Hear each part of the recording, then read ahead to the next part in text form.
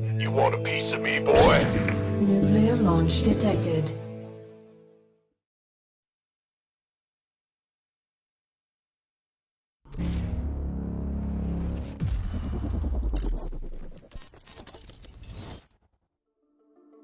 Hello everyone, Funker here. I'll be walking you through the process of buying our special StarCraft 2 Nation Wars 5 items. The 5th edition of the National Team-based tournament will offer special in-game items and an exclusive t-shirt. Thanks to our partners, Matcherino and Blizzard, you'll be able to show your support for your country and the tournaments inside and outside of game. Here is how you do it. First, connect to matcherino.com/NW5. You will be warped into this page. Click on Sign in the top right and choose your preferred account to link to Matcherino. It can be your Battle.net, Facebook, Google, Twitch, or even Twitter accounts.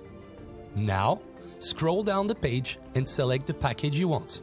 In terms of in-game items, you can buy any of the 32 national portraits to represent the country you love, support, or wish you were born in.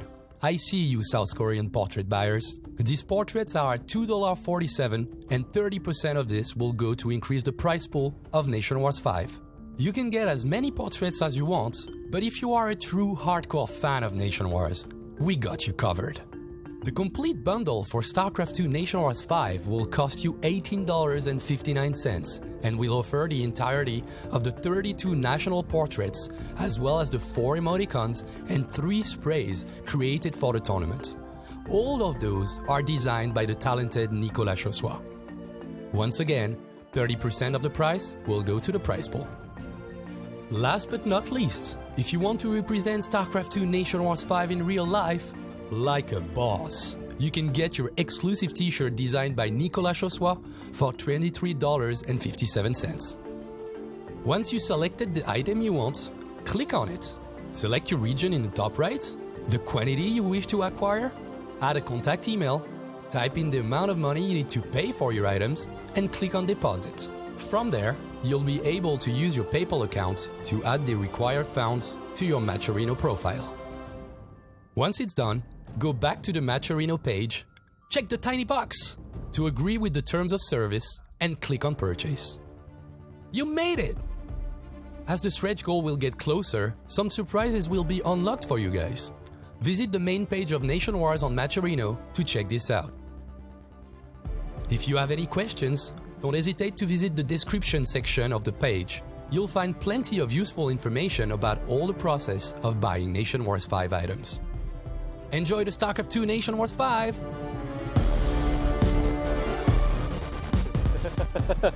Hello and welcome back for the last series in this round of 8, and I can feel that Kevin is so excited about it. I'm here with Jess and Kevin. Okay, it's the next series. How do you feel right now? Confident in your Dutch boys? Of course I'm confident. I've been confident in them since this tournament hasn't even started yet, even before the round of 32. And then obviously it's important to mention that it's not just like silly Dutch buyers like, woohoo, we're the best. But I actually believe that all 3 of them are super good players. I think Uturmo is the best. Harstem is very close behind it. And I think Optimus is very close behind Harstem. So it's just a very good team. All 3 of them are capable of defeating almost anyone in this tournament. And that's why I said since the beginning, I honestly believe they're going to make top 4. That's what I said since day 1. And then, of course, it depends who they would have played.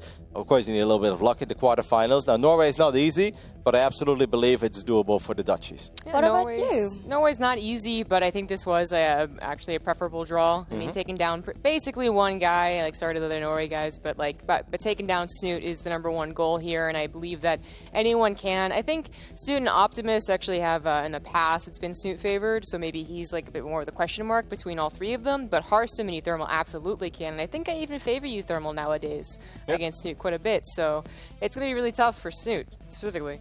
Yeah, and Harstem has showed some really incredible performances lately. He all-killed in less... Yes, he all-killed Sweden, and he did it in a dominant manner as well. That was just like It almost felt like you were watching like a professional having a little practice skirmish against like a pro AM tournament.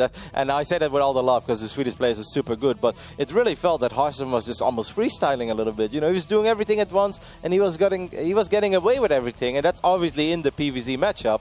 So that's important. But I really don't want to count out Scythe and Poseidon. I actually think that Scythe is a dangerous Terran player who definitely showed that before. He has a couple of tricks up his sleeve as well. He's good enough to execute good builds and potentially steal a win. And Poseidon, I mean, he's been a character in the interviews. I love the spirit that he's bringing to Nation Wars. And he also, like, I've heard through the grapevines, because I've got connections everywhere, that apparently he's got a very good record against Optimus. So we're going to ask him about that. And I want to see if we can hopefully see that Optimus versus Poseidon match, because that's one that I'm pretty hyped for. Okay, let's take a look at the Dutch lineup here. So we have Utermer, Harstrom, and Optimus. Did they fix this graphic yet? Unbelievable. Oh my god. They just don't take me serious over here. Oh. Well, I'll make sure personally for their semifinals. Yeah. We're gonna change. I mean, you can ask either Optimus or Harstrom or Utermer what the capital is, and I'll guarantee you all of them will say Rotterdam. Like, this graphic is simply wrong. I'm really starting to buy into this, and I know I shouldn't. All right, so of course we already talked a little bit about them, but just see their stats a little bit. It looks like Optimus, I guess technically hasn't won anything yet, but dang, did he get close versus Neeb?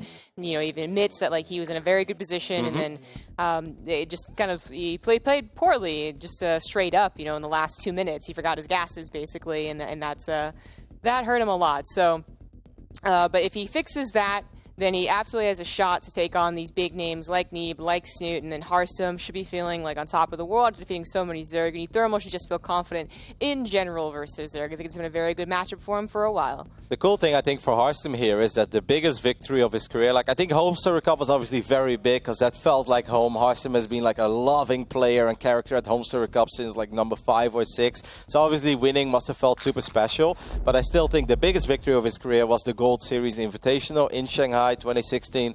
Guess who he beat in the final, Hajin? Okay, and so... Snoot. What? That's when you say Snoot. Snoot, say. sorry. Yeah.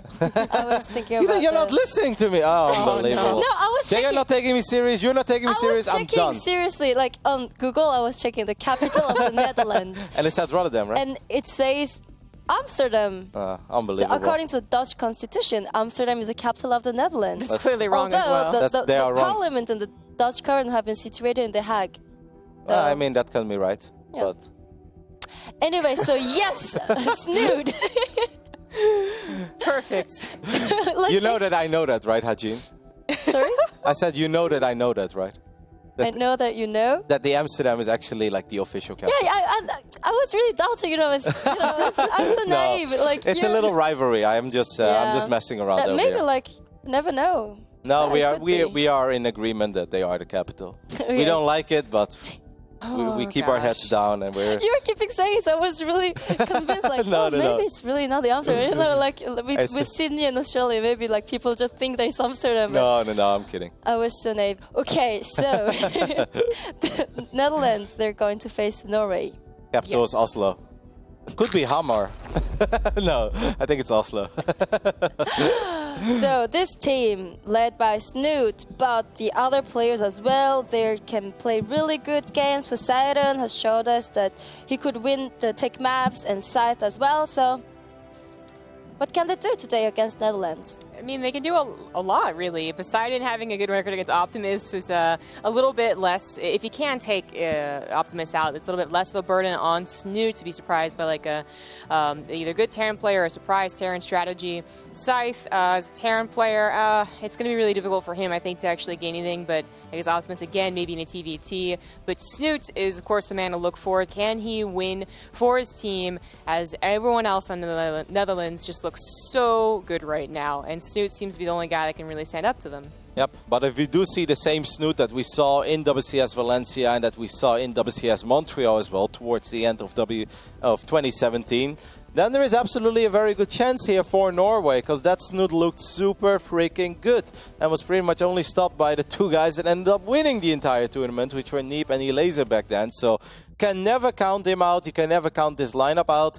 Poseidon, even in a PvP, like obviously Hearthstone would be the favorite there if they would square off against each other, but he does have those builds, and PvP is, I don't think it's a luck-based matchup, I don't think it's a coin flip, but it is a matchup where you can squeeze out a victory. If like where one thing goes wrong, everything can go wrong. It can snowball and it can spiral out of control incredibly quick. So obviously it's not likely that Poseidon shows up here and beats the crap out of Hearthstone, but absolutely doable if he somehow catches a break, he catches the first 2 Stalkers somewhere, and then, follows it up with a proxy. So none of those games are easy and smooth sailing, but we do know who the favorite is. Okay, so that's it. Let's check our predictions.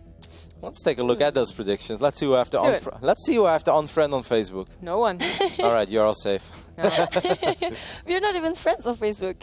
Well, then you'll stay safe not being my friend on Facebook, are you? Okay, so we think it's going to be a 4-1, 4-2, or 4-3. Yeah. The Netherlands. I actually think that Snake can take it twice. Yes, I said that correctly. But it's going to be like super, super, super difficult. He's going to have to be revived, and then it's going to be up against, someone else's revive, and that's going to be the point where I think it gets tricky, but I could also see anyone else's predictions coming true. I just find this a tough one to predict because you honestly don't know. Snoot is not a default win against any of the guys, but any of the guys from the Dutch team are not a guaranteed win over Snoot. So it's tough to predict, and even Optimus can absolutely take down Snoot, but of course Snoot on the other end can also go on a little bit of a rampage here. But I believed in this Dutch team since the first day. I will obviously cast these games with a lot of excitement, but I'll keep it very honest because I really like this Norwegian lineup as well. Snoot is a sweetheart, Poseidon has been amazing in the interviews, and Scythe seems like a really good dude as well. But I've just believed in this Dutch lineup, so I think they're going to make it to Paris. Alright, so now it's time to meet these captains, Optimus and Poseidon. Hello guys, how are you today? Are you confident in coming to this series? Let's start with Poseidon and his wonderful wall. Yeah, of course we're confident. We're as a champion from the nation World 1 and 2, so it's just going to happen that we're going to take down the 3rd victor now, so it's no problem. What about you, Optimus? I mean, we're always very confident. And sure, they were the champions, but that was when they had like actual relevant players on their team, except for only Snoot. So, I don't know. We'll see. But I have heard that this man that we're looking at, because I've got my connections in the Norwegian scene, and apparently he's got a very good record against you. So first, Poseidon, is this correct? Are my sources correct? And do you often put Optimus in his place? And if so, Optimus, what do you have to say about this?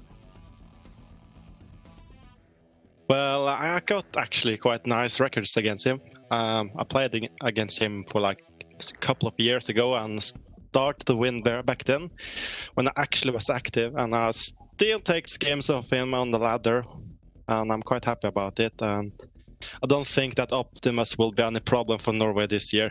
His record in Nation Wars now is like 0-2, so he haven't done anything for Netherlands so far. Optimus, what do we do with this? I actually heard it, and I had to check Aligala because good players play in tournaments. But to my shock, I saw 0-0. And I mean, sure, you can win some ladder games, buddy, but nobody plays ladder seriously. So, Oh, wow. we'll see.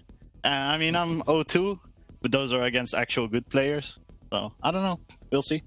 Gosh, So so you're saying it's time is trap now? shot's pretty like, good. It's how to say, I really enjoy this interview. I mean, like, it's so funny to listen to them. They're really digging into each other. I just like want it. to let them speak. Yeah, right? Like, just keep going at each other, guys. Just, Maybe we can let's keep you interview. guys on Skype while the match is going on. Like, can we make that happen? That would be pretty good. Now, like all memes and jokes aside, Poseidon, you Yeah. said you're very confident. What was the first thing that actually went through your mind when you saw, all right, it's Norway versus Netherlands? Well, was disappointed that we didn't get Mexico, but it happens to beating Netherlands, then it's quite good chances to beat Mexico as well. So then we're happy that we don't have to face Korea before the finals if they get there. Okay. So we're quite happy about it. And the good thing about facing Netherlands is that we just have to prepare for 2 matchups and not 3 like other lands. Mm-hmm. Oh, yeah. And Optimus, sorry, one quick question for Optimus as well. I think before you said like you were not too worried about the drawing, but you'd really prefer to avoid South Korea because you don't like to play with high latency. Well, Europe, Norway, Zerg, heavy, team, was this the ideal scenario for the Netherlands? I think for sure. Brazil was quite scary with Kalizer. You know, he is really good, and I wouldn't be surprised if we were to be eliminated by them. And you also have the legendary Turkey Dano, you know, can't underestimate him. South Korea was really scary, and I still think that I have a lot of admiration for Snoot, and I think he's a very scary player. But in recent times, I have done better against him than in the past, and I think all three of us are very confident. We're taking it very seriously, and we have been practicing with each other a lot. So we're feeling good. We're feeling it this year, definitely. Yeah, I think you guys should. Is there any match you're particularly looking forward to? Like, are you looking to get at Snoot and maybe repay him from some previous losses? Well, I mean, not to spoil too much, but yeah, we're looking forward to the TVZs, for sure. Okay, makes sense. Do you think that there's not any Zerg player in the Dutch team could be a weakness to you? It could be, but we have two very strong Terrans, and we both kind of have a slightly different style. So sure, you have to prepare for one race, but we both have a slightly different style, so it's not exactly the same preparation. You still have to worry about other stuff as well. And what about Team Norway? How did you prepare for this match against Netherlands? I mean, we did our research. We know what they're capable of. We know their play styles. Your Team Netherlands. Finn, your Team Netherlands. Oh. Go ahead, Poseidon. It's your turn. Well, I was quite happy about that because, as you know, we got Optimus on our side, you know. He's quite good at destroying his own army. If you have seen the meme about him nuking himself against Guru. Pretty cool shit, you know. Going to go quite well if you have given some tips to Uthermal about that. Then we're going to be quite happy. Okay, you have to answer something, Optimus. I mean, a few days after that, I had a glorious nuke on Vanya's army, actually. So I'm sure they have seen that one and got pretty scared about it. It's all banter. We're looking forward to this one. Yes, okay, so who is the starting player for the Dutch team? It's going to be Uthermal. Uthermal starting, and he's going against? Snoot. Oh, no way. Ooh, the first game. Maybe you're wondering what is the first map? Well, I know it. it is. Abiogenesis. It's gonna be awesome. So Uthermal against Snoot and Abiogenesis. Okay, so thank you guys for the interview. Any last words before starting this crazy series? Let's start with Poseidon. Yeah, I hope all of you guys have watched the meme video we made for this Nation Wars round, and we're going to make it come through this time. I saw it. So it's going to be good, and thanks for all the cheers from our community. You're talking about the Game really of Thrones nice one, casting. right? You're talking about the Game of Thrones ones? Yeah. Yeah, okay. Optimus? Had to hashtag unit, of course. I heard why Rotti was laughing before the show started. We're very thankful for everyone that supports us. There's a lot of memes on Twitter, and yeah, we'll not disappoint you guys. Okay, thank you so much and good luck because this is your final chance to come to Paris. See you after the game. Good luck, guys. Good luck. Always fun to talk with these guys. It felt like there was a little tension in the air in the beginning. Yeah, indeed. And I'm surprised we were starting with Determined and Snoot. That is really surprising. Yeah. I immediately looked at the map and I was like, well, there's no way that Snoot would really want to like risk it on this map. Yeah. There's a chance Hearthstone would come out, but not on a Biogenesis. So like against Terran, it's even another difficult map, but against Uthermal especially. So I feel like this is really going to be tough. This could be just Snoot being pushed out in the very first map and have to count on the revive, and that's just not a great sign for Norway. I'm with you. This is really one of the most surprising starting matchups that I think I've seen throughout the entirety of Nation Wars. Now, in the round of 32, if you get surprised with someone first, it's like, maybe they're confident enough, or, you know, they have a much better team overall. But this is obviously the match that matters the most. Win, you go to Paris, lose, you're eliminated. And then to start off with your star player on the Biogenesis, it's a very surprising pick from Team Norway. And have you checked the votes? It's really close between these two nations. 52, I for Netherlands still. I mean, it should be that way. Everyone knows that Snoot is a boss, and like this will definitely change the games go on. But like, I feel like maybe if the viewers also knew what the starting map and magic was, this might be skewed too. Okay, so we're getting ready for the first game. The players are connecting, revving the lobby. So what could we expect from this game? Because it's Abiogenesis, we never really know what's going to happen. Proxy. I mean, that's Too true. busy. Proxy. It's but like it's just so difficult to say like what Snoot can do. I feel like I can think of 1,000 things that Uthermal can do to play a really good game here, but Snoot's just gonna have to respond very well and have to set up these like really great surrounds that are just very difficult sometimes on this map. But I guess we got some tweets, some hype coming in for Netherlands versus Norway. King Snoot and Queen Kerrigan. Aw, that's adorable. Who got some local support? Laat de lul niet in zijn MP staan. Let's go! That's right, aanvallen! That's It's always a good gift. yes, that's a classic. Yeah, that's new. Yeah, no. Yeah. When was it? When was it? That's a good question. If I look at it, it's probably IEM Katowice, maybe a long time ago. Or maybe it was an IEM in like somewhere in Asia. I don't know. It's a long time ago. He looks... I think it looks like it was at an actual trade show because of the lights that were coming in from the other side. So maybe IEM Singapore. It's a good guess. Maybe someone will confirm. Or maybe IEM Shenzhen 2015. Maybe that was the one where he was actually on Raw as well. When he beat all those Protosses. He even beat Rain. Only game that Rain has ever lost in his life. Really? Yeah. Literally the only game that he ever lost. Best player of all time. Gotcha. I have a general question. What is the game where Snoot impressed you the most? During his whole career. Wow, you don't know how many games I cast a Snoot, man.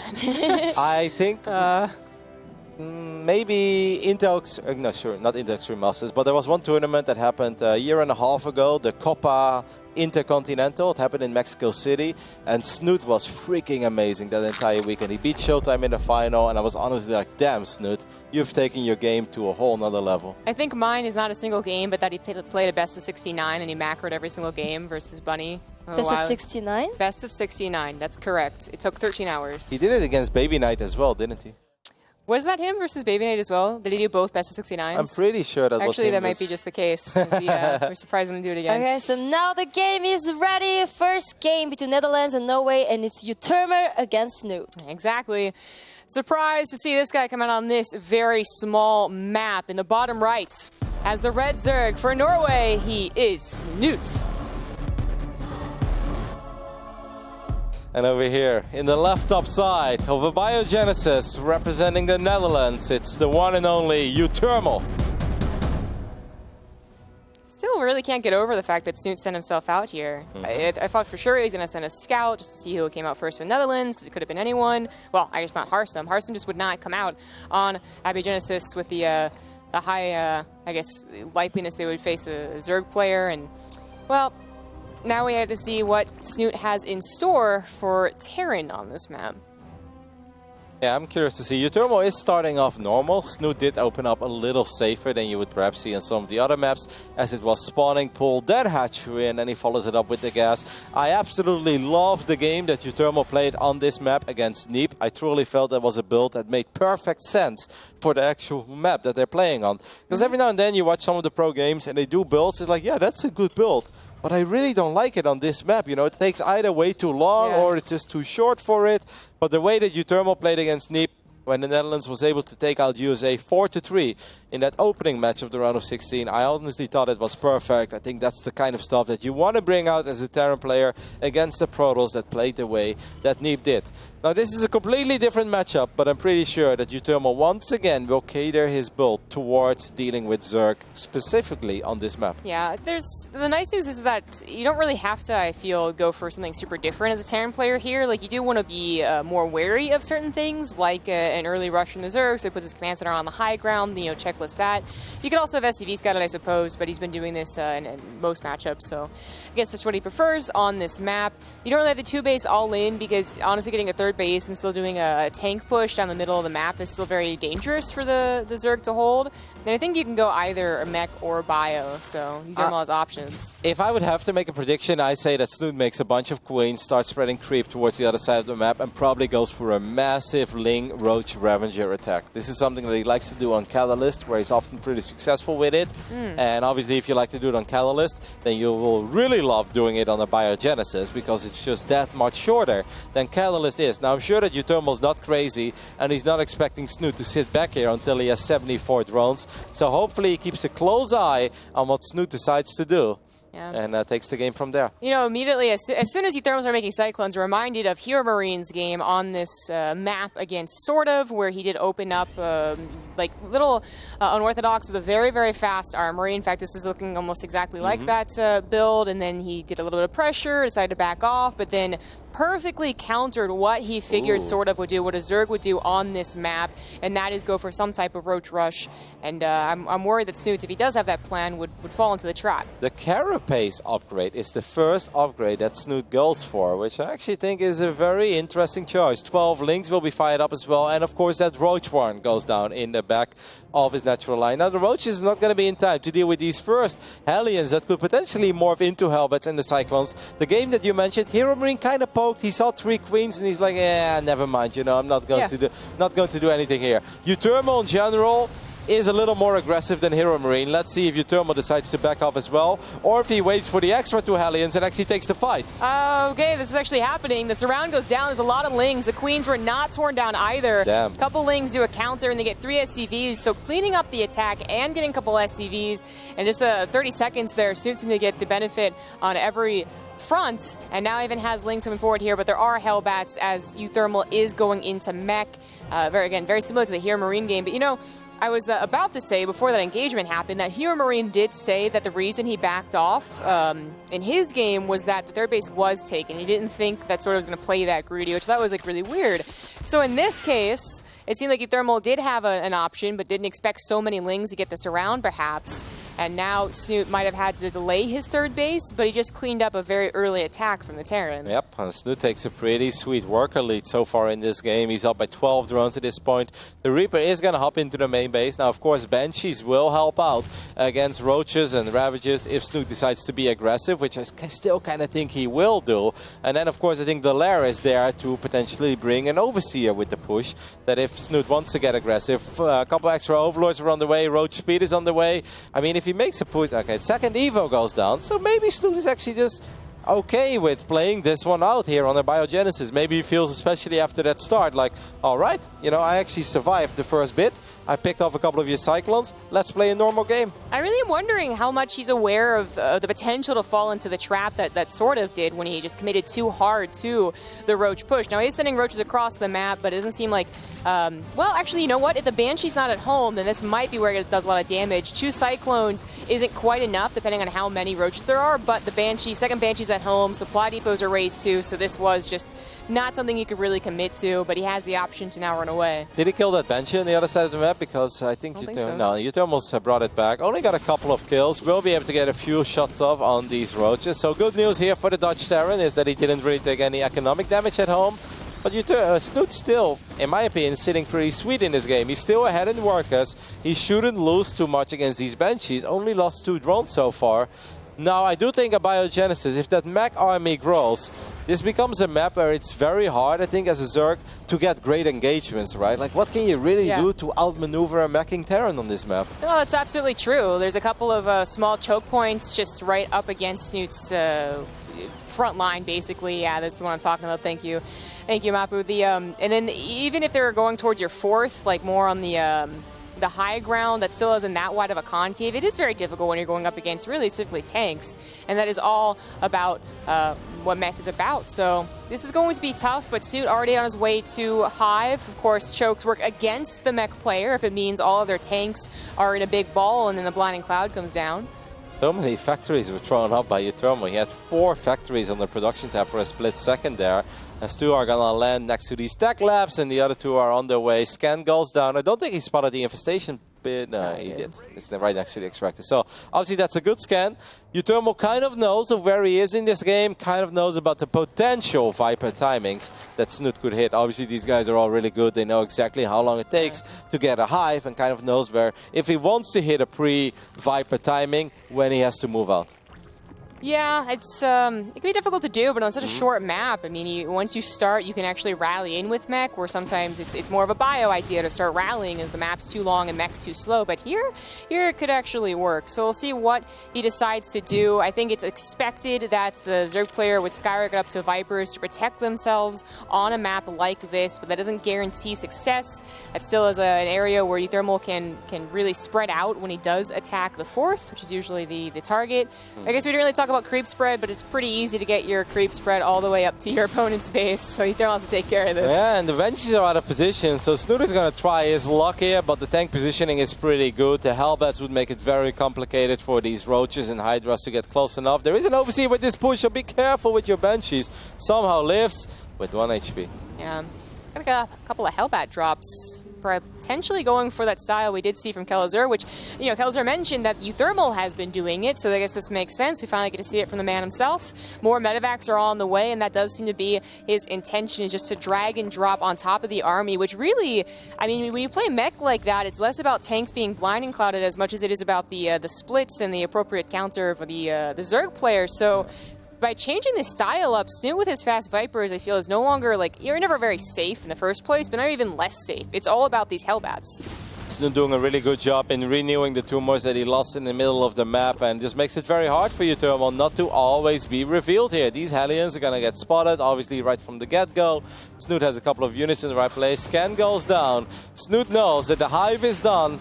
Excuse me, Euthermal that is, but he also knows that nothing else is up yet, at least not in that scan radius. He didn't see Ultralisk Cavern. He didn't see a Great Spire. Yeah, it's always a little worrying that maybe you missed the Spire being completed, but it's usually still around a good time to push, because even if the Great Spire was like finishing now, you know, they have to get Corruptors, they have to get the Broodlord, so it's still a good opportunity, and a couple of scans ahead of the army would tell him the composition anyways. He's moving forward with not as many Hellbat drops, I believe, as we saw Kelazur do. I think he was doing up to 6 or even 8.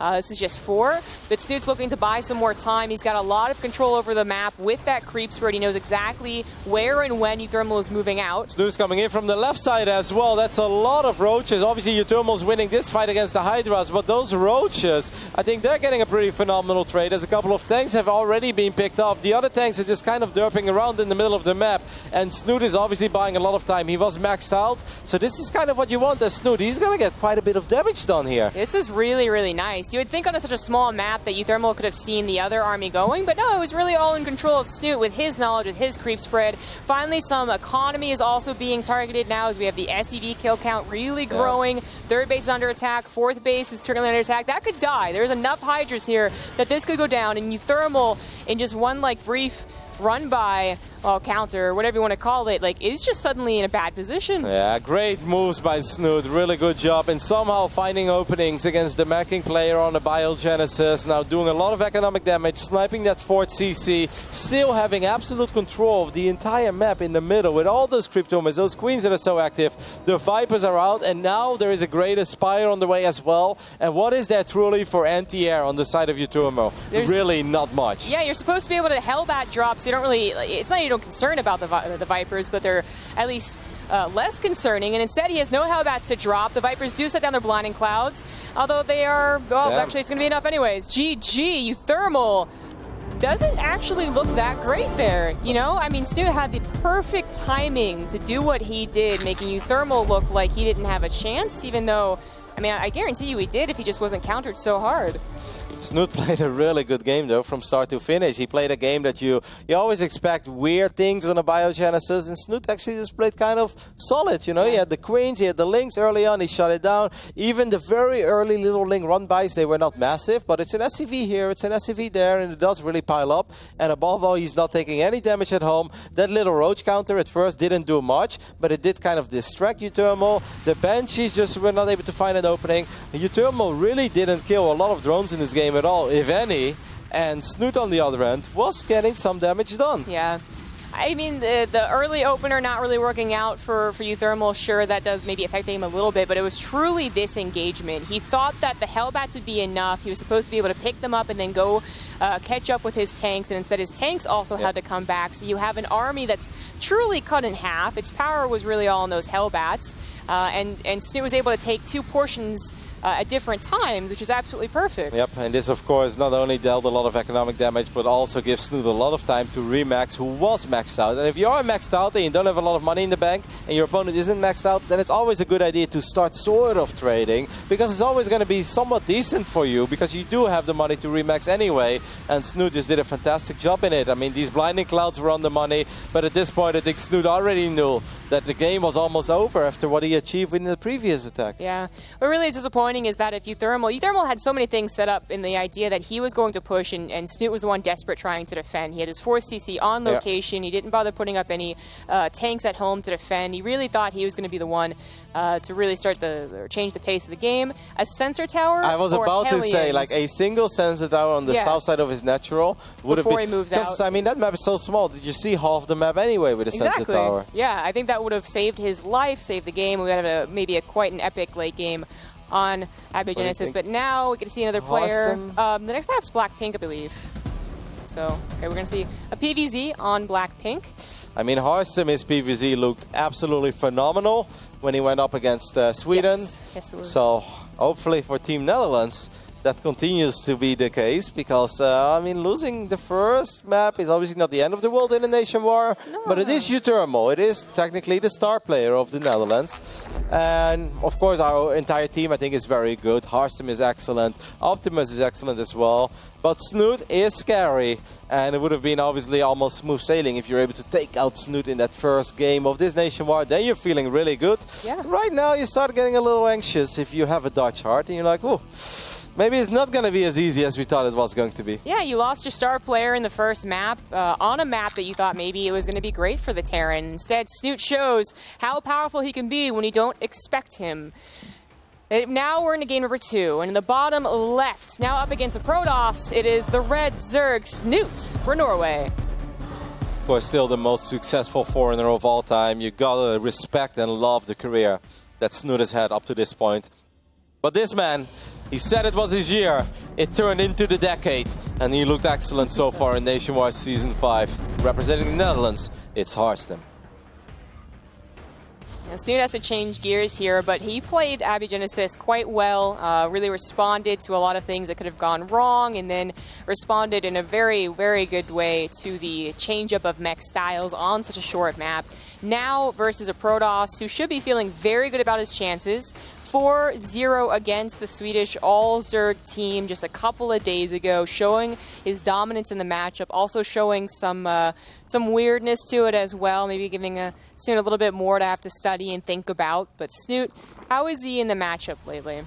I mean, obviously he had a lot of study material. He's able to watch all those games that Harstem played, but if I was looking at those games as a Zerg, I wouldn't even feel too good. It's like, yeah, I'm getting a lot of information, but I don't like any of this information because he looks really good in the matchup. Now, of course, there is another man to look at, and that is that other Scandinavian Zerg.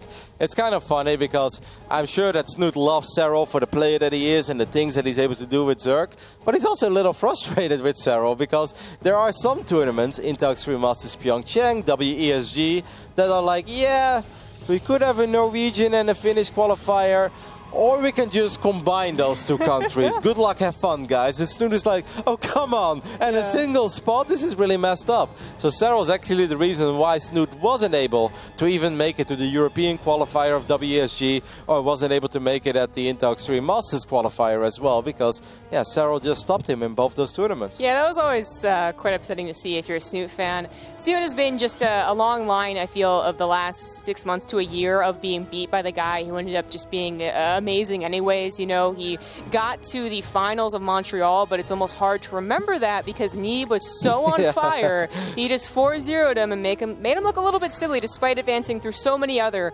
fantastic players. So you can never really just forget that Snoot always gets pretty far, always has amazing games, and always can be very clutch in these scenarios. Yeah, it's almost sad for Snoot in a way that he had such a successful career that the fact that he made back-to-back finals in WCS 2017 is not something that a lot of people are even aware of or even even talk about. It's like, yeah, that's Snoot and he's capable of doing that. But like, Elazer won his first tournament, Neep crushed 2017. It's like, well, actually Snoot, back-to-back finals is really impressive, especially if you consider how long Snoot has been on point in this game when it comes to especially participating in the European region. And in the past, often against some of the Koreans as well.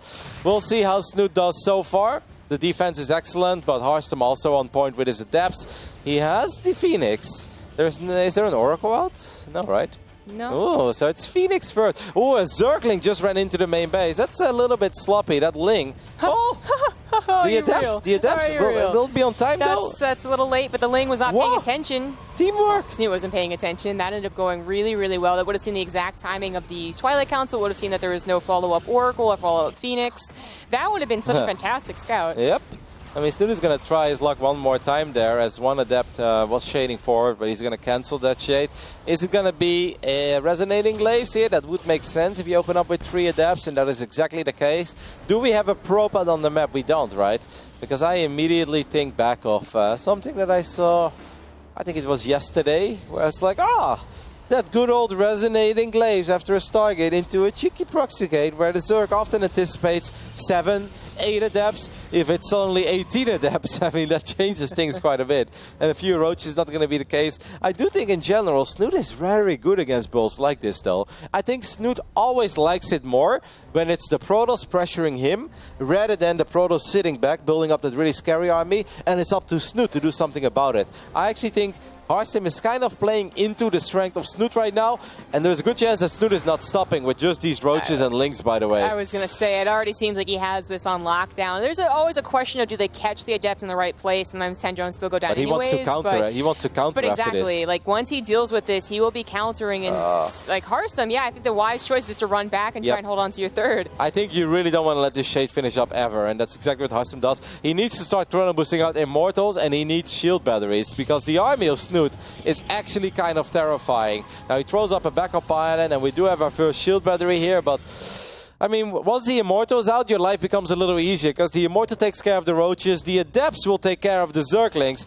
There are force fields available, so Harstem is making the correct calls, but it still comes down to execution. It's very scary, but Snoot's, I mean, maybe he wanted to not show that there are roaches and then pounce the Adepts and then counter. That might have been the absolutely perfect plan. Now he is up against a decently sized army with a lot of, let's say, fodder of the Adepts to protect a would-be Immortal. There we go. Yeah. So he respects Harstem's wise decisions. I mean, they're both playing very smart here, and he goes for a 4th base. His lair just is about to finish, I should say, and he is trying to drone up, but that was a large amount of units not to get the counter in. Getting some dark flashbacks over here, as we have obviously these roaches are out already. Snoot does love his Ravages. I mean, Snoot in the past, what was it, WCS 2016, right, where he had that insane game. Was it against Drogo, actually, where he made 1 million Banelings against the 1 million Archons of Drogo on Frost? That was back then, that was just the flavor of the month. Everyone made Banelings and Ravages, and eventually they tried something else, but not Snoot. Snoot just made sometimes 70, 80 Banelings, which is what he had a lot of success with a few months before that,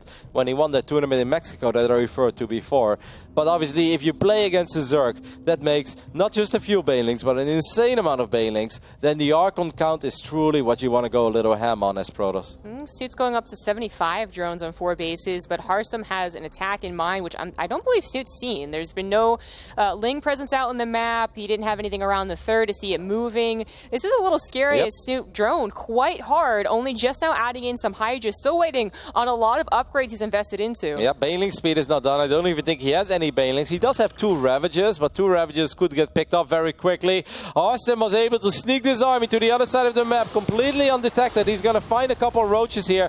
Prism is going to warp in a couple of additional units in the back, and this starts off very promising. This is not the right engagement for the Lings, though, because all the Adepts are here, and the Adepts are obviously going to have a really good time against the Lings. The force fields are just keeping that army from being touched. This is looking very, very bad for Snoot. He's starting to lose drones as well. The Warp Prism's not being touched either, as most of these Hydras are coming forward and just dying one by one, and this could be it for Snoot. Harstem has such a good read on this matchup at this point, showing us a different style here, but making all the right calls once again. Of course, a little sloppy by Snoot that he didn't see this army moving out, but Harstem with perfect execution, perfect commitment early on, gets the equalizer here for the Netherlands, and it's safe to say that is a pretty big victory. Very nicely done by Harsum. That was such a cool game because there was a lot of deflections for both players. Yeah. They both did try and play the smartest game possible, but you said it was a bit sloppy, I think, with how severe the end was. You could say it was really sloppy. A single Ling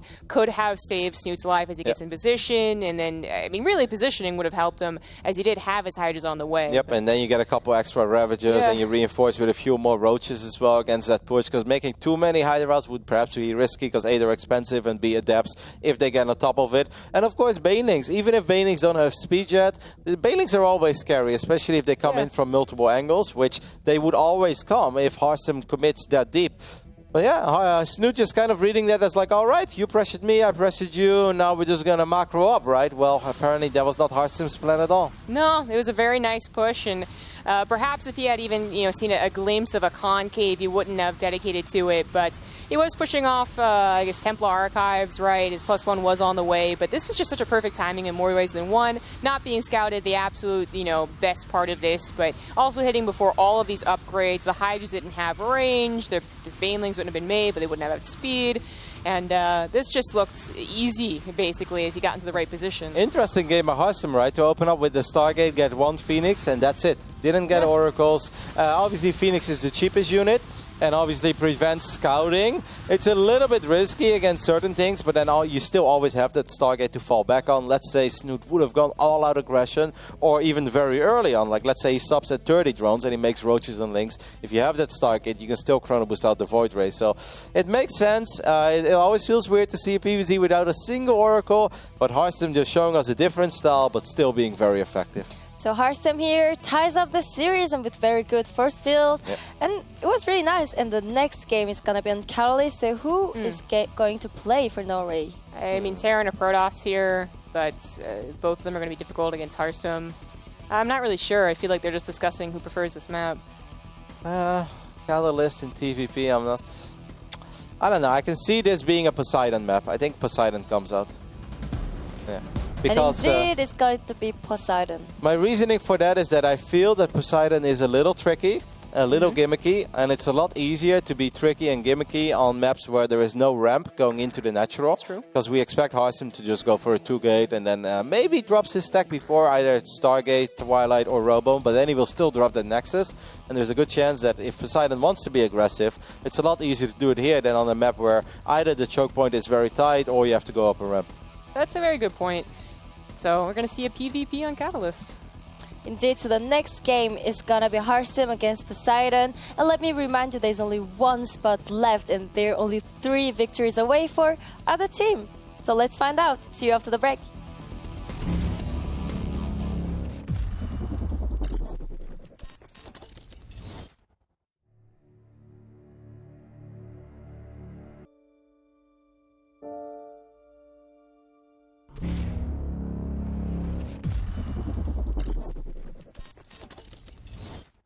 Hello everyone and welcome back with us into this last series of the round of 8 between Netherlands and Norway. And we have a tie situation here and we're back here with Funka and Zombie Grub.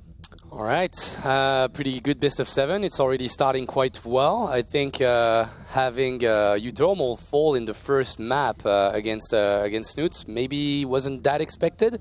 It seemed like, Snoot reversed the entire situation in like 20 seconds. It was quite crazy how he did that. It was quite impressive, I think. Yeah, it was. It was a cool game. It's really not how I expected this to start, considering the map that this match was starting on. But now, that brief little worry for all the people cheering for Netherlands is now kind of swept away as Harsum takes out Snoot in pretty dominating fashion and should be taking out the rest of the Norway lineup. But I don't know if this is something that could be tricky, but Poseidon in a PvP, maybe. I don't know. He's been pretty vocal about the fact that he doesn't fear anyone and he has the tricks and he did his homework. So I think there's still a possibility for Poseidon to maybe upset here. But Arstem is showing better and better games. Like ever since that round of 16 group stage, this guy is on form. Yes, indeed. Harstem all killed in the series before, but Poseidon looked really confident. So let's find out what's going to happen here on Catalyst. All right. You want to start things off? Sure do. In the bottom right. Sure do. As the red Protoss for Norway, he is Poseidon. And in the top left, just beating Snoot in the game before, representing the Netherlands, he is Harstem. Apparently the decade is his. Let's see if he can qualify his team to the round of 4. I mean, shutting down Snoot, game 2 was super important. You mentioned how it, swept, the momentum away right after this first win on the side of Snoot. So obviously really important for Netherlands to not give that much confidence to Snoot. Obviously should be the one revived if the Netherlands are able to get the 2 wins, which is what you expect, as you said. Yes. You see Harstem as a guy that will take 3 wins right away. Yeah, I mean, Harstem is just looking, actually very good right now. He's always been good. He's always been solid. But then you see him in a couple of weekend tournaments. He's like better than ever. And then in Nation Wars, he seems to be better than ever as well. So I do expect him to take this map, the next one, and then the revive map, I believe, was Acid Plant. So so already saw an epic PVZ yesterday on Acid Plant. I would hope to see another one here today. But we are getting a little far ahead as we have a PvP just starting. Nothing too weird yet. It's not Poseidon doing like a proxy gateway. So we'll see what he has in store for the next couple minutes, because I feel like PvP is a matchup that at any point things could get weird. Like you could put down your 3rd pylon as your proxy, your 4th, your 5th. Like Stargates can get a little weird as well. And just take a moment as we freak out. Whoa there, come on. I had that before, Mapu. I know. Sometime the computer just alt-tabs itself. And then people can see your Twitter, and they get mad about it. Happened in DreamHack Bucharest 3 years ago. Smix had to do a tweet to say that she was standing next to me and that I didn't do anything. Ooh, canceling a Twilight?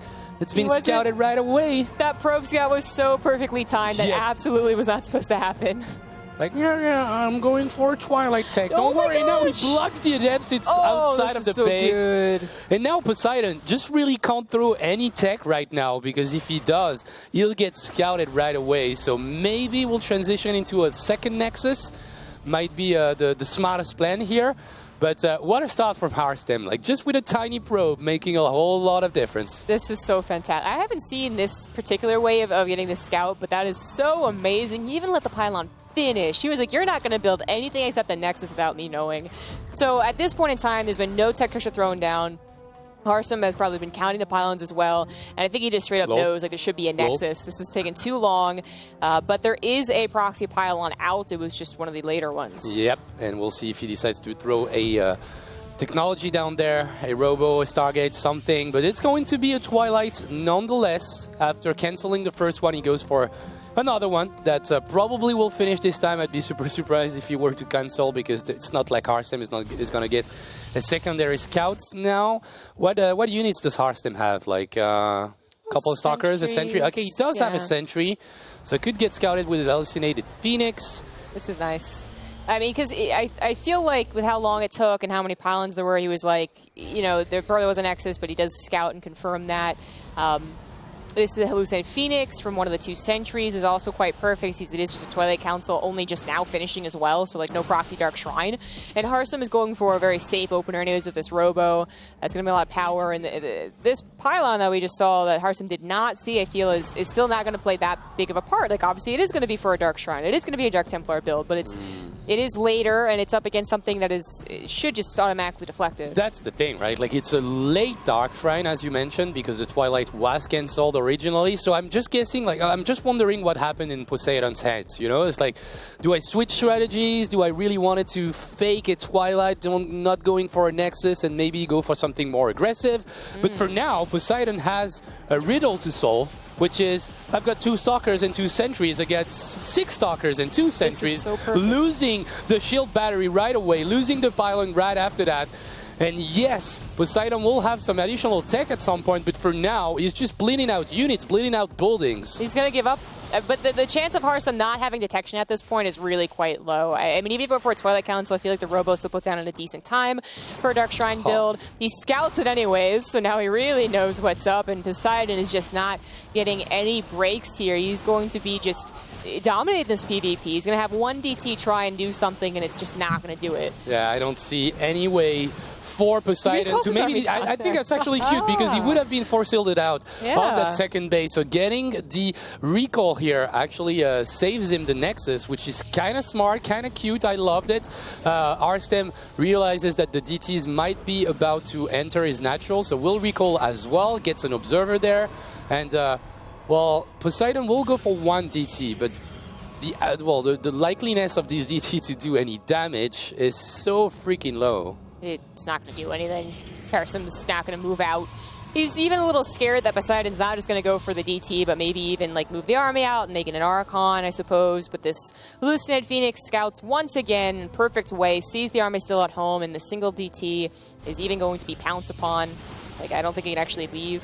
Harstem should probably chase it. Well, I think he wants to chase it and find the pylon at the very least. He's and now he gets it. There it is. That Hallucinated Phoenix, and those two Hallucinated Phoenixes just did so much work for Harstem, confirming the technology that was chosen by Poseidon, and even getting a follow-up scout. The army wasn't moving, not a single other technology building, and now gets the pylon. So now there's Blink on the side of Poseidon. This fight might be cool. It starts off with a sentry being picked off. We have a Guardian Shield for now. It'll actually Blink super aggressively here. Targets down the sentry, but some more Stalkers come from the side of Harstem. It still should be a decent fight for Poseidon, but now he has to go away as there is an Immortal here to help out. Yeah. I mean, that was an okay opportunity, right? Like, the sentry, or Harstem didn't expect the army to be there, and there's Blink to no Blink, but Harstem still has such a dominant lead. He was up so many workers. He still is up 7 workers and up an upgrade, up in Immortals, that it would have taken quite a huge army throw, like all of his Stalkers dying, to really put Poseidon in a good position. Okay, Drunken DT here, not realizing that he was just walking to his death. So this DT is not a problem, not a factor in this game anymore. And we see the transition that we've seen from Harstem earlier in the tournament while he was all killing. It's a Disruptor as a follow-up move in a PvP. Well, I said when he was all killing, but he did play it against the United States of America, which he didn't whole kill, so sorry about that. Yeah, that was the wrong matchup there, but we knew what you were talking about. He did do Disruptors against M. Canning. That was a little bit later into the game, I believe, so this is a little bit earlier, but I mean, not too big of a worry either way, as he... Harstem could really do a lot of things and still have such a good position in a... I think a Disruptor is actually something I would have expected from Poseidon, the guy that's behind.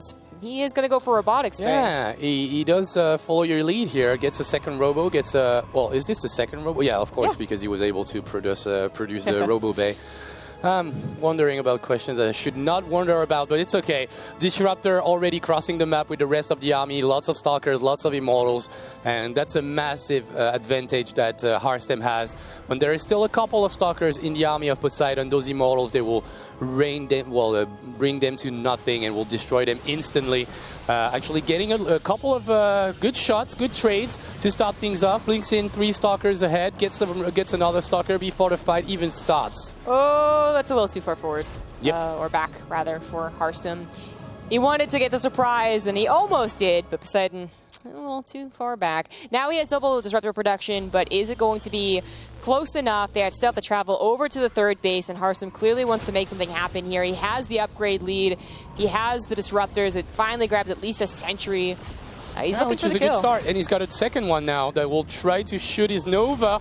Will connect with an Immortal, trigger the shields, and get three quarters of his life here. So an Immortal that's about to die already. Ooh, and now has to blink back. He would have lost a lot of Blink Stalkers here, so rather take a little bit of damage upon his Immortal. But the Disruptors, they are here for Poseidon, so maybe an opportunity for him to reverse that situation.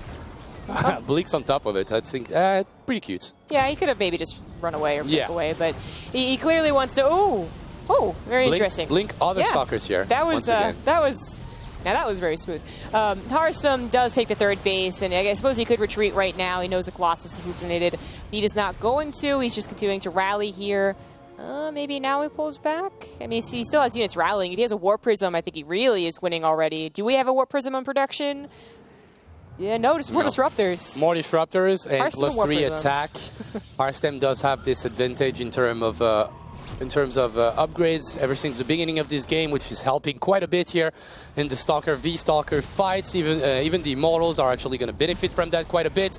Now this is, reminding me of early days of Legacy of the Void, right? Like there's Disruptors both sides. That was so greedy. He lost a lot of Blink Stalkers and actually went for another Blink forward after that. Wasn't punished though, but it was quite close. Yeah.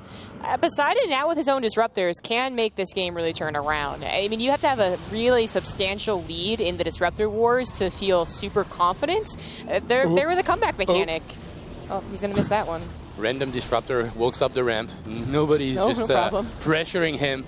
Quite crazy here, but the Blink Stalkers with the +2 attack are actually one-shotting Pylon here. The probes that are trying to move around are being intercepted. And now there is not that much room for Poseidon to maneuver around, and we'll get 2 disruptors with 1 Nova here. That's not so good. Oh, nice. Links away from that. Poseidon is on a third base again, having trouble spending his money, however, and is really just putting everything in on these disruptors, which he no longer has as part of his army. They were lagging a little bit farther behind. Harsam now with the high ground as well.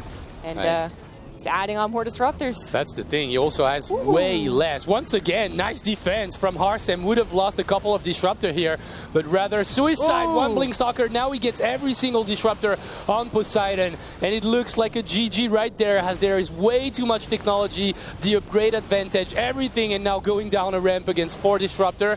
It's just impossible to do. It is. Poseidon's been behind this game since the very beginning when he tried to do a 1-base Twilight Council. And he did manage to take it to 12 minutes. It's always been a struggle. Finally here, right now, unless these are amazing, they aren't. Harsam is super impressive with those blinks on top of the Nova. Yep. Not a single one connected well on the side of Poseidon. He just outplayed him quite bad, but you mentioned it. I mean, this game was already going quite downhill for Poseidon, as he started with a Twilight Council that he had to cancel, that was scouted. Then the probe remained in the main for a billion years because the pylon blocked the adepts.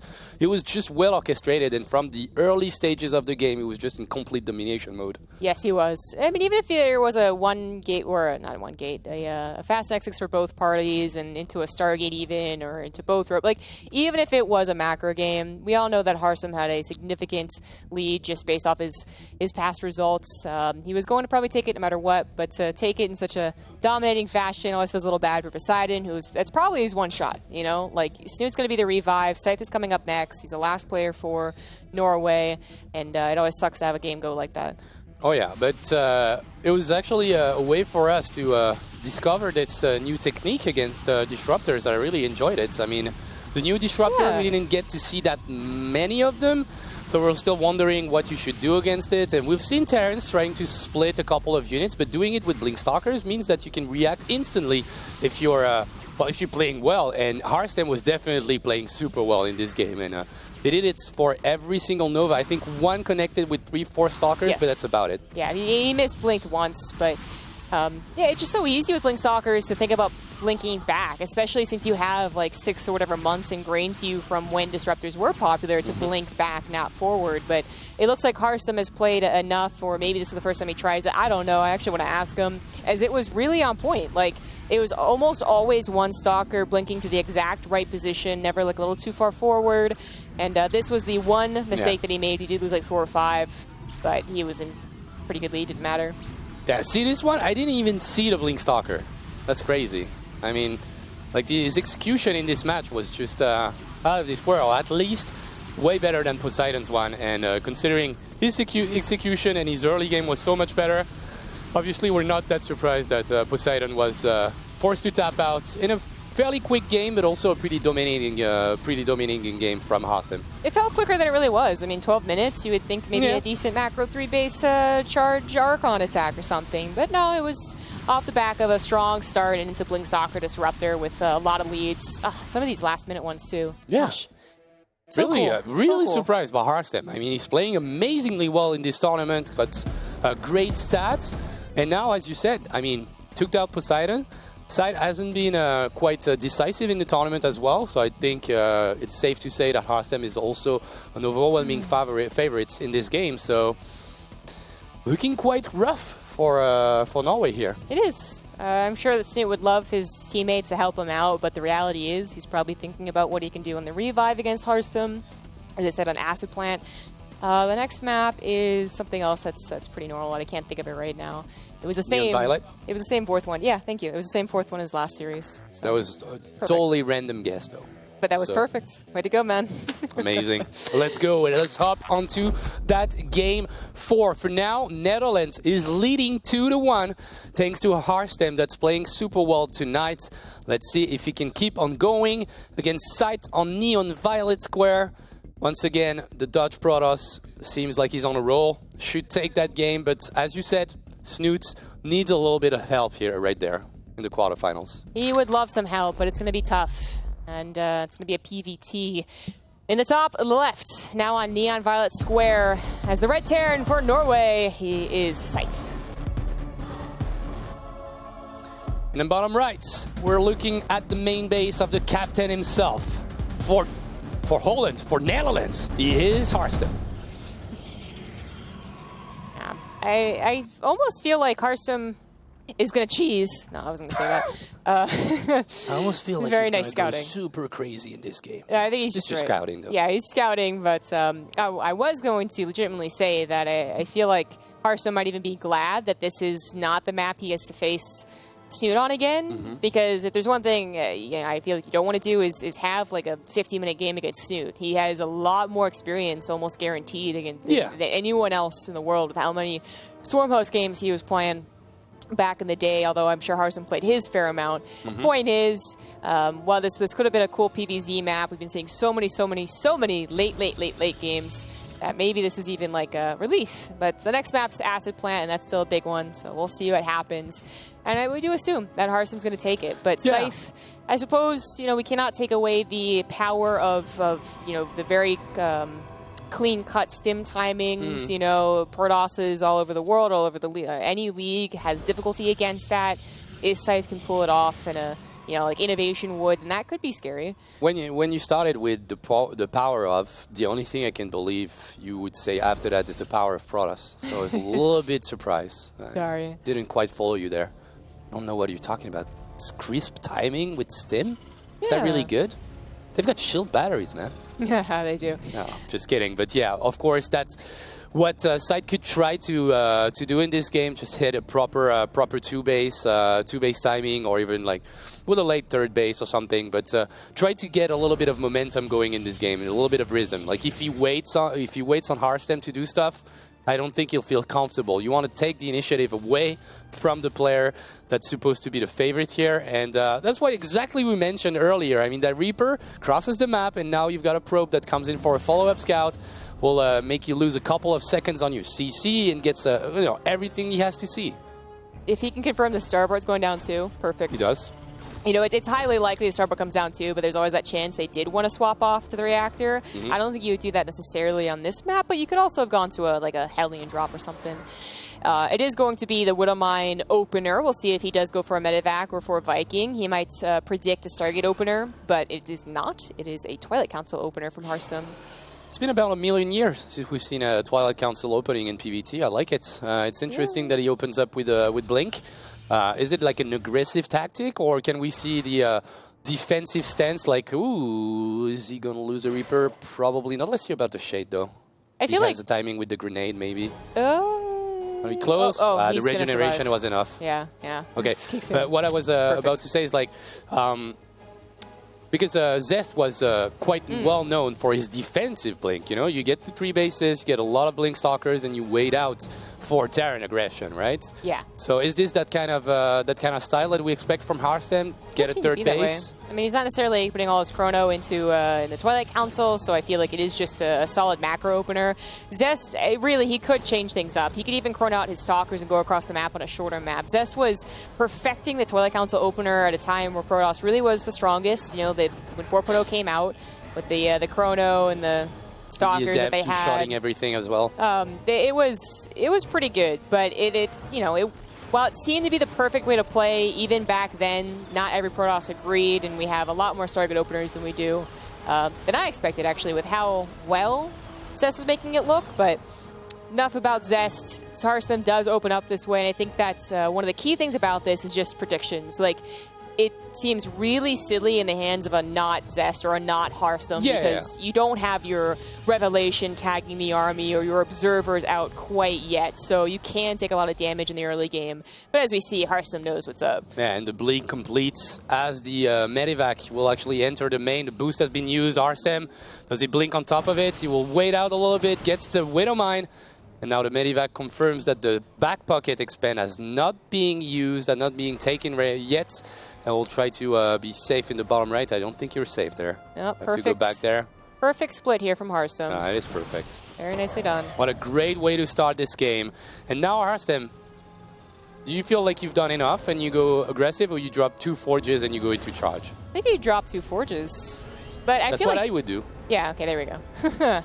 Good call, Funka. You should be an excellent Protoss. I love playing Protoss. If I can get to that style right there, this is where I love my Protoss. Yeah. PvT is such a fun matchup to play on the Protoss side. Yeah, right? Yes. I was going to say, it's not just because this is I feel like the much better response just in general. It's also that most Terrans follow up an attack like that with at least 1 tank and a bunker because they're well aware, especially if it is a blank opener, that they could be countered. So it would have been too dangerous to truly push a lot into this. So, bit of greed with the Chrono on the double Forge, just have to worry about a follow-up push in your third quite yet.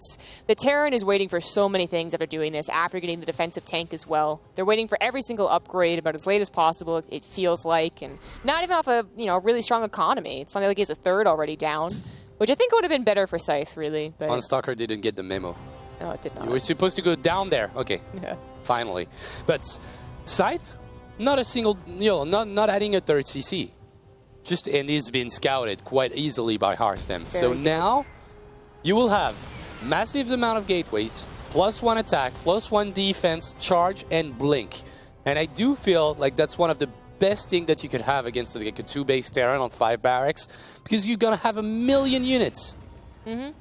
This is such, again, just a sign of not perfect scouting from the get-go, but just perfect knowledge of the matchup and then some really good scouting. Seeing that it is a 5 racks follow-up instead of the faster third CC does significantly change what he worries about, of course. But with everything going his way, with the upgrades going to be done, charge going to be done, I don't think he really worries about this too much. It's also on such a big map as well, where Scythe, he's got to filter through these squares, he's got to deal with Blink Stalkers, which Hearthstone's using very well, and he just has to get across a huge map, and I don't know if this is really the way to go. Like, it could already be the end of that attack before it even started, in a way. Like, that's quite crazy to think that Scythe was just able to reach his third of potential 4th base, and has already lost 1,000,000 units as Arstem is finishing up his upgrades. He did cut probe production for quite a bit. He was on 57 probes for the longest time. Now he's like, okay, maybe he's not attacking, so maybe I could go back to that probe production. But now that the attack is coming in, I think Hearthstone is actually going to enjoy just take the fight in the middle of the map. With Zealot Charge coming from the left side, this could be brutal. I don't think there is enough for Scythe. What a perfect game from Hearthstone for now. I mean, these Immortals are actually going to anchor the defense, the Archon in the middle, dealing some massive AoE damage. This is such a great game from Hearthstone. It is. And Scythe is about to be blinked upon. Where's the boost? Okay, that was so closely timed. Even still takes a bit of damage. But this is already terrible news. I wondered about the push to begin with. It was mostly bio-based. There weren't even Liberators following this up. So what position was he really going to take that was too strong around the third? Well, it doesn't matter because Hearthstone met him far ahead of his third and is now even pushing, again, without a Warp Prism, just feeling so confident. Yep, that's how confident Hearthstone is. Actually, those Zealots, they died quite fast. Maybe Hearthstone overestimated his army for a bit, but now trying to target down the Immortals, which means that those Stalkers can keep on dealing some damage. Hearthstone will get cleaned out here in the middle of the map, but it's still 67 probes, and that map, it just, it kept on being huge, so it's not like he's going to be able to cross it and punish that 4th base right away. That was an overextension. He also didn't do much blink micro, which I was surprised by. I thought he was just, in the groove, ready to micro every individual unit. But he has, as you said, he still has a lot of time. He still has the map on his side to conclude not just well, round out his army supply, but he also can actually finish these upgrades, which 2-2 against what is going to be, well, 1-1, sure, okay. It's still very scary for Scythe to go up against, but now is his time. He finally took an okay engagement. He still doesn't have any of those powerful anchor units, though, like Liberators. Obviously, he never had very many tanks. His Widow Mines aren't even here, so, I mean, it's just bio, and I'm thinking that Harstem's not too concerned. No, I don't think he is, considering that the fight didn't happen after that. He will actually confirm if there is a third base to know if he should be worried about total all-in from his opponent, but there is still no third CC. We know it, and Harstem will know it in a couple of seconds. He will have 2-2 for his units, for his base ground units here, with a lot of Archons, way more than he used to have. Perfect observer positioning. Harstem sees everything. He knows the positioning of the Terran army. Finally gonna get a scan and take out that observer, but I still think it's going to be a little bit too much. I mean, army supply, quite similar, a little bit in favor of Terran, but those two different, those two upgrades in favor of Harstem, just a little bit too much. He will scout that Medivac drop. He just will. Barely. That's still enough. And now he knows. Yeah, he sees everything. So recall in the main. If he needs to, actually, he's working against so many units that he doesn't have to do that, and now he's going to potentially catch the medivacs anyways. God. Oh, what boy. are you going to do, Scythe, now? He loses one medivac. There's nowhere to go. He's going to try it anyways. There's maybe a couple of places to hide. It's going to be next to those Liberator circles, but he's actually butchering that defense quite a bit. Yeah. It's still a lot of army supply in favor of Harstem, and he will finally just go and recall that army. Mines connecting quite well with the Archons, but that double Liberator harass on the opposite side did kill a couple of probes, which is nice, but still not enough. I mean, Scythe with 46 SCVs to 65 probes, and, well, 2-2 against 1-1, right? Yes, that's quite big. We even have +3 armor on the way, which may finish in this game, as Scythe still needs to do a lot of positioning. He's trying to get to a third base, but that seems awfully desperate. As Harstem, I mean, yeah, he did botch the defense of the main a little bit, had so much economy, had so much production behind it, already has the bigger army supply. Looking for the fight again.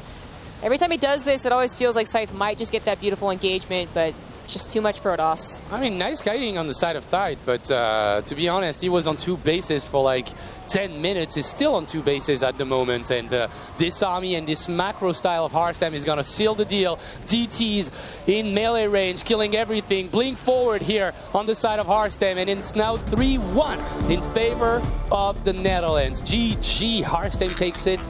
Well, a little bit more difficult than expected. Took a little bit more time, but it was just a perfect game from minute 1 to minute 8. It was just perfect. He kind of made it difficult just by being, overconfident, just a tiny little bit. But that's not unexpected. He was in a very good position. That's one of those games that you understand why Terrans almost always say that versus Protoss is their worst matchup. Not necessarily because you lost that game, but because from the get-go, you thought you never had a chance. You lost the first medevac.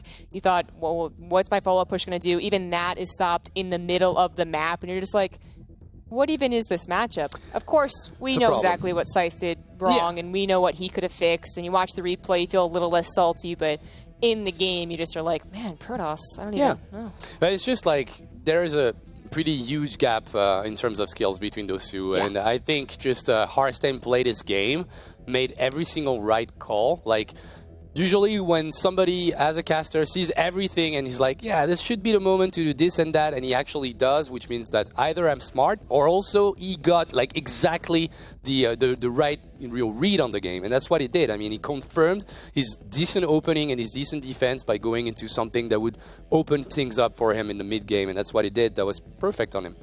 So Netherlands are 1 victory away from their qualification. Of course, Toute is revived here. He's the last hope for Norway. Yes.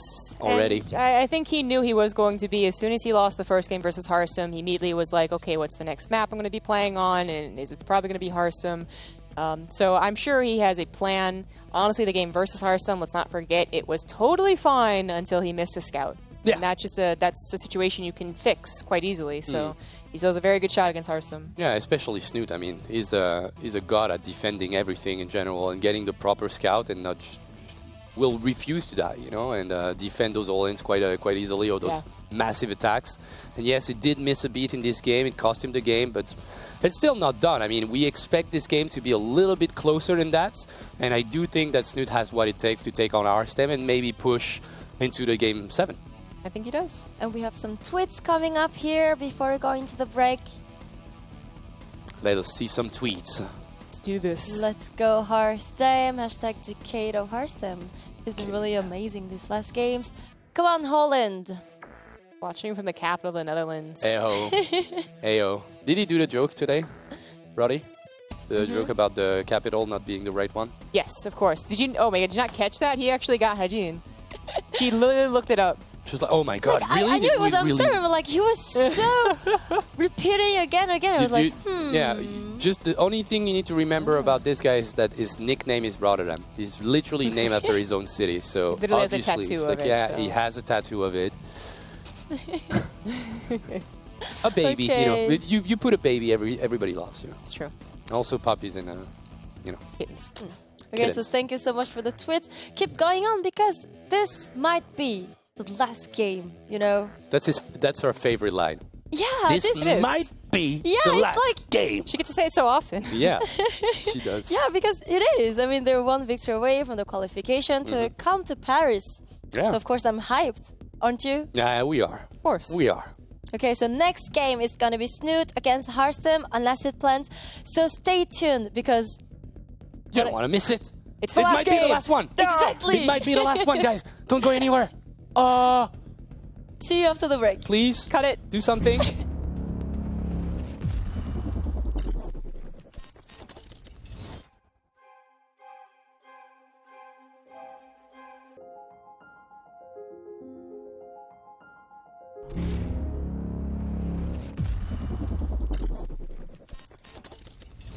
Hello and welcome back with us. Ro8 as well is back because this next game will decide if Netherlands will be here in Paris or not. Well, man, not necessarily the next game. I mean, even if they lose this one or the next one, as long as they win one out of the next three. But things are obviously looking pretty good, especially with the way that Harstem has been playing PvZ in this tournament. You got a lot of our chances right now. Of course. It's time to put it in the bag here for Netherlands. One more game, and they are qualified to the round of 4, which would First make time. Kevin a really happy guy. First time. And first time in the round of 4. I mean, they were close a couple of times. They always did well. I think really Uthermal had, the Marine Lord vibe every time, was able to carry quite a bit. And I think the other members of the team were not there yet. But this season, Harstem being as good as he is makes it so much easier for Netherlands. Now, things are looking really good, but you can never cheer too early. Snoot is still very dangerous, and let's say Snoot does get the win here, then a lot of people would favor Snoot over Optimus, even though I don't think that's like set in stone at all, but, Snoot would have a good shot. And then suddenly you're looking at a decider match, and those decider matches have been very scary, as we've seen over the last few days, so no need to cheer too early, and this Norwegian team is obviously still capable of putting up one out of a fight, but things are going well for the Dutchies. Okay, enough talking and now it's finally time. Harstem against Snoot unless it plans. Enough talking? Yeah, you we want ju- us to not speak during the game? We just just enjoy? started. We just you want us just to cheer sometime? No, we have to cast those games. We have to explain what's going on here as the Netherlands might reach their first top 4 in Nation Wars. This PvZ will be played on Acid Plant, Kevin. Do you like this map for the other Kevin? I don't hate it, but it's also not my favorite Protoss vs Zerg map out there. I do think taking a fort base especially can get a little bit complicated. I do think, however, this man likes it quite a bit. It is a map to be defensive on, and we know that's where he shines the most. Can he keep the dreams alive for Norway? It is Snoot. And his opponent, playing amazingly well in those Nation Wars, could qualify his team. If he were to win here, he is Harstem. And after 12 shows, I was able to do an intro that finished right on top of the music. So happy. Right in time until Right we in switch time. it all up. Of course, we've got some new viewers joining in as well, guys. Nation Wars doesn't end today, but this is going to be the last show for quite some time. After today, we are done. You won't see us anymore until the 22nd of April, which is when the offline finals will take place. Funka, can you tell the viewers something about, people that want to come to Paris, want to watch this show? Well, I can say a lot. Obviously, you'll have a blast. That's guaranteed. You'll get some amazing games. We'll already have 3 teams qualified. A 4th one will be decided now. The venue looks amazing. It's in the northeast of Paris, in the 20th arrondissement. It's a really cool venue that I had the name earlier, but I can't seem to remember. It's going to be at Le Parc de la Villette. It looks really good. It's a really old building, Art Deco, if you guys know about it. It looks really beautiful, really nice place to go to see some shows, some concerts. About the prices of the tickets that I should know, I think it's 29 euros, and you get the 2-day pass for the entire festival, and you get the entry for Nation Wars on Sunday. Yep, StarCraft is going to be a 1-day event though, guys. We're going to probably start quite early because it's obviously going to be a reasonable long day. We're going to have some extra performances as well. Should be a lot of fun. I think in general these live events in Paris have historically been a lot of hype. Oh, yeah. And I obviously would love to see the Dutch team here. If they would fall short right now, I'd definitely be a little sad. On the other end, it would be great to see Snoot and the boys as well. Oh, yeah.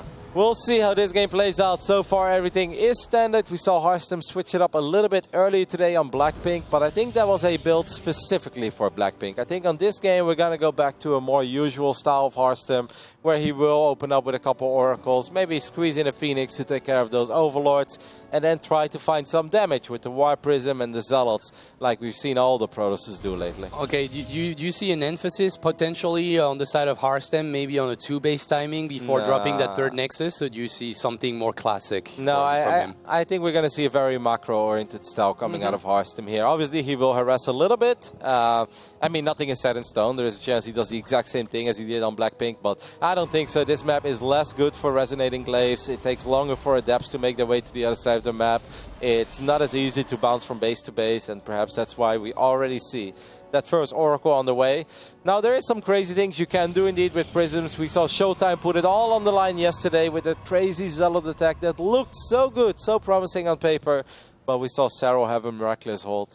As for now, I don't think we're going to see that kind of stuff. To be honest, I think like most of the Zergs on the planet will want to see that replay, to see how he defended that attack. It looked so bad for him. There was so many Zealots, and he was just in the middle of his transition onto Hydralisk. But as we talk about that situation and that strategy that was used earlier by Showtime in Germany versus Finland, it's just not going to happen in this game. No Twilight for now for Harstem, but especially on the side of Snoot, safety Roach Warren. Yep, safety Roach Warren, and of course 2 Oracles as well, which is different. If you want to make a Zealot attack like that, you simply don't have the time and the gas to make 2 Oracles. Good early pull there by Snoot. This is a very clean game so far. It is important you don't end up losing. I'm a little bit surprised to see Harstem not even try to get something done with Adepts like we see so often in this matchup. But so far, Snoot going completely unscathed here in the first 5 minutes. Not losing anything. That's the way you want to start a game as a Zerg. Yeah, the lair will finish in a couple of seconds. Timing on the spores is quite pristine on the side of Snoot, but that's what we expect of him. I mean, defensively, this guy has always been a beast. Also, a beast in ZVP. I think most of his most impressive results just came out of this PvZ matchup, this ZVP matchup, especially against the Korean Protoss back in the days in those IEM events. For now, Harstem gets a queen almost for free, gets a couple of drones on top of that. That was a good, nice bit of harassment coming from those 2 Oracles. They are still alive, both of them. Yeah, Snoot already making quite a few Roaches. We'll keep a close eye on that production tab. That's actually a lot of Roaches. Yep. Almost like he is anticipating a big Zealot warp in to hit him anytime soon. But the only thing that's actually coming is a couple of Adepts. And somehow the Roaches are not here. So these Adepts can potentially get 3... no, I want to say 3. 3? Come on, Harstem. Retarget? Nah. No, he's not paying attention. Yeah, he was not on it anymore. He was microing his Oracle a little bit further ahead. Now that's Queen, a little bit off position. Do you want to take it out? No, there is a second one. You get a Revelation, and you also get a Revelation on the right side. That is so many Roaches by Snoot. Yep. So what I kind of thought he was going to do, he's going to show a few more. And now he's like, no, I didn't want to show that actually. And the other Roach is like, oh, come here, you. Don't you realize you've got a massive star on top of your head? Like, what the hell are you going? That's actually so many units coming out of Snoot. I really thought he was going to do this on Blackpink. And I think as an answer against the Resonating Glaives, I honestly loved it, but he didn't do it. On this map, I'm not too sure. I think it's harder to pull it off. Also, the Immortal count is higher, and so Harstem didn't really sacrifice any units. So Snoot is ultra committed to this mass Roach attack that is about to hit Harstem's Harstem on Harstem's side of the map, and for Harstem, he has one job, that is keep those Immortals alive. He starts the prison now, which gives me the idea he's not totally sure about this happening yet. If Harstem would know what we knew, he wouldn't make that prism. He would just make another Immortal. Definitely, now he knows. Yeah, because the only thing that matters for Harstem here is surviving. Yeah, he's got 66 probes against the 49 drones. He cancelled the prism. He did cancel the prism and went right back into chrono boosting another Immortal, but that's not that many sentries, so Force Field will not really matter in this fight. And now you've got a lot of surface area for the Zerg player to try and take that Protoss down, or at least the third. The Oracle start to work on a couple of roaches on the left side. I honestly felt the Snoot should have just brought all his units here because the sentry count wasn't simply very high. Snoot is dancing around a lot. He's wasting a lot of time. These Oracles are somehow pushing this entire Roach force back, and now Harstem squeezed out a Void Ray. Immortal number 3 is out. Immortal number 4 is on the way.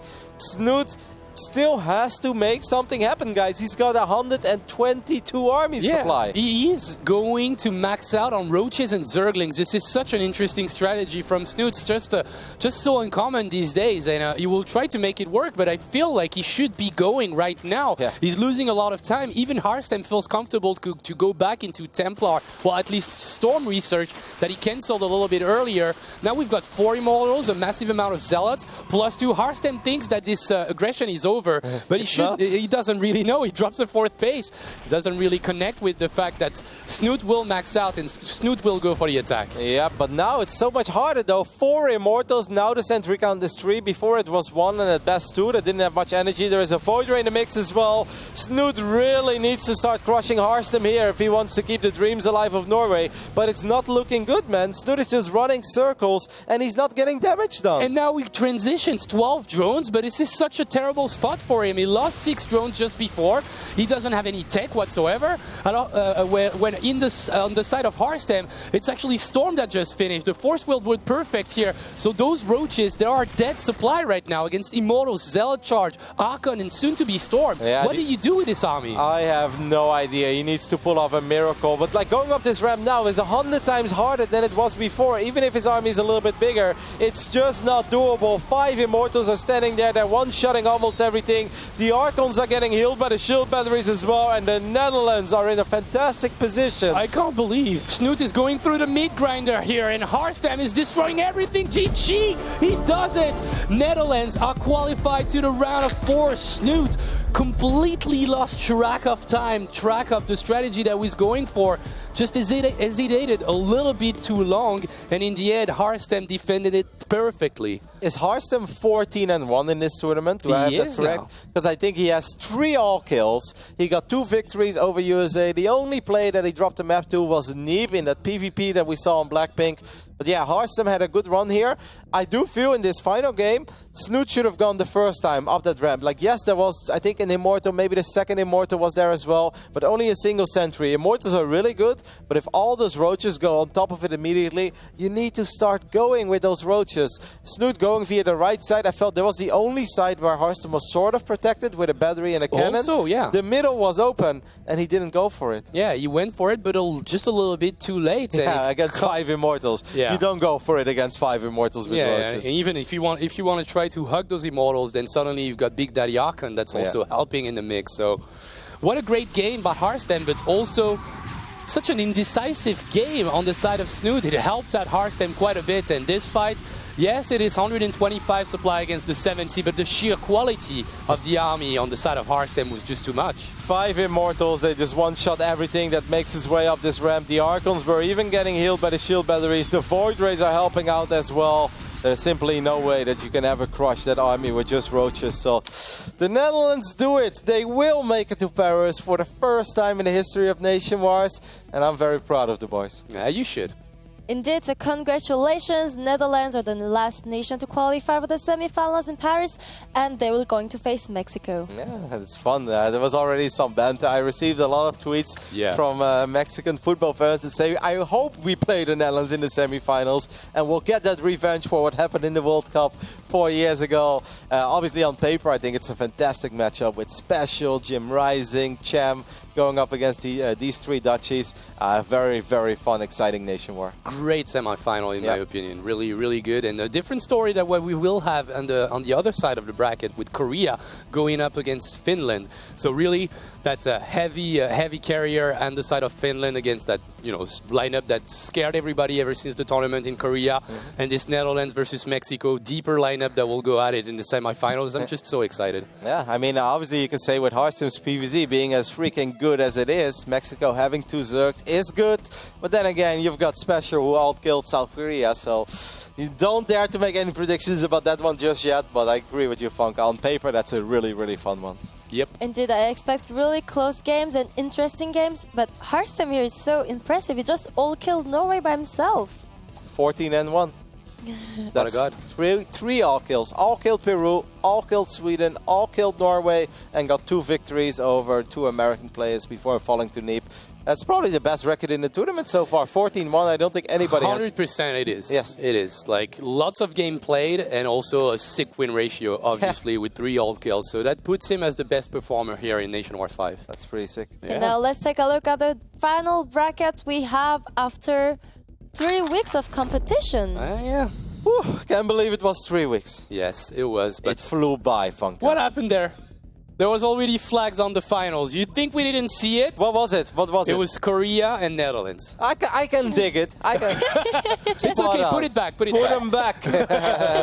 Okay, so the first semi-final is going to be Mexico against Netherlands, and the second is South Korea against Finland. So every series is going to happen the 22nd of April in Paris on stage. Yep, 2 best-of-7s to determine who's going to be the nations that will be playing in the finals, which is where the format changes a little bit, goes into best-of-9 extended all-kill, which means you'll get 2 revive, but the rule is you can't revive twice the same player. So basically, in the middle of the match, some guy just had a game but feels like he can get his revenge right away. You revive him instantly, and then the ace player is, as always, either of those 2 other players. So it's of course safe to say that the extended finals format is worse for nations that are heavily carried by 1 player, because you cannot revive and have the ace player at the same time. So that instant revive is obviously very useful for a country like the Netherlands or Korea that has a very deep lineup. Or even Mexico. Yeah, of course, of Mexico. But Finland on the other end, I mean, that means that either Zhuge or the Mas0 will play twice. So obviously, I mean, that is their moment to shine. It's not just 1 game, they have 2 games. But normally you would rather be Netherlands or South Korea there than Finland. All right, and now the interview with our winners, Netherlands. It's ready. Up, Holland. Up. Hello, Harstem, Optimus, and Uterman. Congratulations so much, boys. And of course, Harstem, just tell us how you feel right now. Yeah, listen, it feels great, man. I don't even know what to say. I can't believe it. I knew that we were gonna win, but another all-kill, it's special. I'm happy. Actually, Harstem, you're 14-1 right now in Nation Wars. So, like, the top dog here, the captain, I should say, of Nation Wars. Do you think it reflects on how good you are as a player right now? Well, StarCraft is a lot about how you feel while you're playing. And it sounds a bit funny, but it's kind of relaxing to play Nation Wars, because I know I got Optimus, I got Utermo with me, so even if I lose, it's kind of like, it's not the end of the world. I bet there's a lot more pressure on someone like Cyril, who, if he loses, it's actually a lot of trouble. So for me, it's actually kind of relaxing to play. Like, Utermo losing Abiogenesis as the first map, like, it actually wasn't that big of an issue. Like, we still have very good chances, even if just one of me or Optimus stays alive. So, I don't know. I don't think I'm the top dog in Nation Wars. I just think that I can play to my best skill. Yeah, it helps you to not know that you are the only hope of Netherlands. Like, it makes you feel more comfortable playing your games. Okay. Yeah, for sure. Okay. So first of all, gefeliciteerd jongens. Super. Kev, I had a question about that final game that you played. I mean, obviously you had a really good showing again, but that final game on Acid Plant, I kind of thought that if Snoot would have done that build on Blackpink, that it would have been a little scary, because I think if you open up with the Phoenix and then you go for the Resonating Glaives and you have to deal with a mass Roach counter, I think those situations can be very dicey. But then he decided to do it on Acid Plant. Well, even though you had one Immortal, you had 2 Immortals. There was one moment where I was like, okay, if he maybe shoves everything in right now, I'm kind of worried. But were you surprised by the insane amount of roaches that he produced on Acid Plant? Yeah, I put 2 what you call it, revelations, whatever, on his bases, and I thought I saw drones of like the first 2, and then I started, you know, building gateways and whatever. So I figured it was like, all right, this is just gonna be standard Snoot, you know, it's gonna up to 76, 79 drones maybe, and we're gonna get some Hydra Bane or something. But then all of a sudden I see like an infinite amount of roaches with my oracles. I was very worried at that moment because I was preparing to take my 4th base at like 620. I was like, should be safe, but I had to cancel those plans.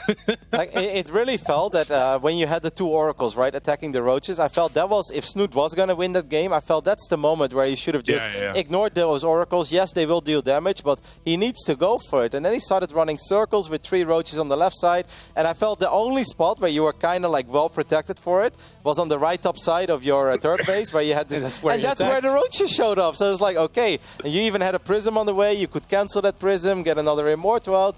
So what was going through your mind at those moments? Yeah, I just was hoping that usually I build 2 sentries. Yeah, you only and then had 1. I would have enough. Yeah, I only got 1 this game, so I was really worried when I saw I only had 1. I was like, oh, crap, like, that's just a mistake by me. Like, that's not part of the build, because I know this kind of stuff can happen, and Acid Plant is a bit longer. There's a lot of ramp, so if I have those 2 sentries, I feel pretty safe. But yeah, no, I was pretty scared. But I guess with his roaches, he saw like the cannon and the battery. I was like, all right, he probably is defended everywhere. But yeah, if he shoves in at that moment, I do have a Void Ray on the way, and I have another Immortal, but it's going to be a lot closer. And for the comment on the first game, I think like the timings were just so different, because if you want to do a roach push as big as he did on Acid Plant, you really need to be able to drone up way harder than I let him in game number 1. I think what he did there, like, he was going for a blind roach aggression as well, because I like to play a bit more greedy with my glaive builds, but this time I was playing very, very tight. So, I don't know, he felt very aggressive, probably not too confident. Yeah, definitely. I mean, your PVZ is just on another level at this moment, huh? So what happens if you meet Sero in the final? I have no clue. It's actually kind of funny. Like, I played games yesterday, and I went like 0-14 against 2 different Zergs. So I was like, all right, that's also still possible. Well, apparently you're winning the one that matters, though. So I guess. Yeah. So let's get it, Sarah. Come here, boy. Okay. I have a question here for Optimus. You're the captain. Obviously, before the game, there were a really funny interview with a bit of bantering. So while you were watching Hearthstone playing, were you expecting to play afterwards? Like, did you want to play to show that you can take few maps? Well, I had a bit mixed feelings about both, because when Euthermal got eliminated on a Biogenesis, I was like, okay, no worries. We told each other beforehand, even if we go down 0-3, we are a strong team, we can do it. But then Hearthstone started to play, and he started to win, and I was like, man, I really need to go for a short walk, because when you watch instead of playing, you get so nervous. But then I came back, I saw he was up 2-0, I was like, we got this in the back. I love how I did want to play, but I mean, I'm happy that we closed it out 4-1. But I think I do have some edge to play, for sure. Imagine if you got 12 pool, then you're going out for a walk. Like, what's happening there? You've got 15 minutes to show up. Okay. So, guys, this is the first time that the Netherlands make it into the semi-finals of Nation Wars. Now, I actually felt all along that this season was truly the season that you guys could do it. And it really felt that the belief was there for you guys as well. Yeah, I think we all kind of mentally told each other that we can do it. Don't be afraid of anyone.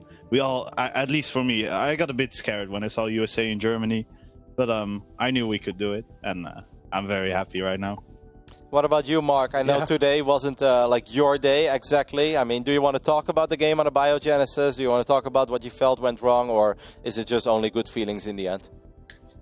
Well, I was very concerned because at the start of the day, I was really confident. Like, I thought we were going to win no matter what, because I felt like I was probably going to all kill. If it wasn't me, Kevin will probably all kill, and then we still have Vincent, who was really confident against Snoop too. But actually, this morning my mouse broke, so I started getting really worried because I wasn't able to play anymore at all. And also, like, I didn't want to tell Kevin to worry him, but I wouldn't be able to play the Ace rounds because I didn't have a proper mouse to play with. So in the first game, I just decided to go with the gamble. I did the build before, but I don't think it's a good build. I just, I knew I had to do something. I couldn't play bio, so I tried to go with the gamble. And like, he kind of blind counted it a bit. Like, he made way too many Zerglings. Like, it wasn't even really a good response, but I felt like I was kind of dead from the start anyway in that game. Okay. So from now on, you always have a backup mouse in your house?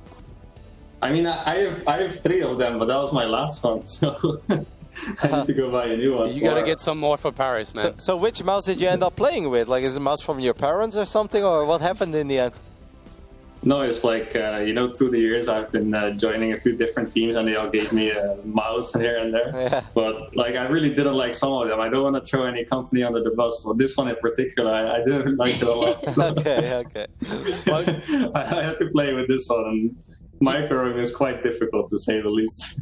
You did take away a biogenesis by starting the match. So one of the strategies of the players that don't win maps is to take out away the bad maps for your teammates. Is that the U-thermal of this season? Well, just kidding. Don't be mad. I see all the faces. Oh my god, what did you say? No. It's okay. Like, not necessarily, but in this match in particular, I think both Kevin and Optimus, at least I felt like they both had really good matchups against Snoot. And for me, it was just like, I knew I'd have a good chance against Snoot, but I was really fine playing the other 2 people. So I was kind of like the noob sniper for this this match. Like, I was meant to take down the other 2 players at start, and then if I do lose to Snoot, these 2 clowns can finish it off. But it didn't end up going that way. All right. So now you're qualified and you're going against Mexico. So maybe Optimus, tell us how confident you are against Mexico. Major or special is scary, but the rest is easy as hell. Really? Champ, have you seen Champ performing? Yeah. And still? Beat Calazur twice.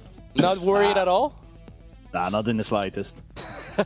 Beat him actually on ladder just before he beat Calazur, so okay. Easy. I beat him on ladder with this mouse right before I played. Oh my god, this is just turning into the... Guys, show some love to Chemi, man. He had a great run. We'll actually clip all of your reaction right now. We'll play it if you do lose Chan.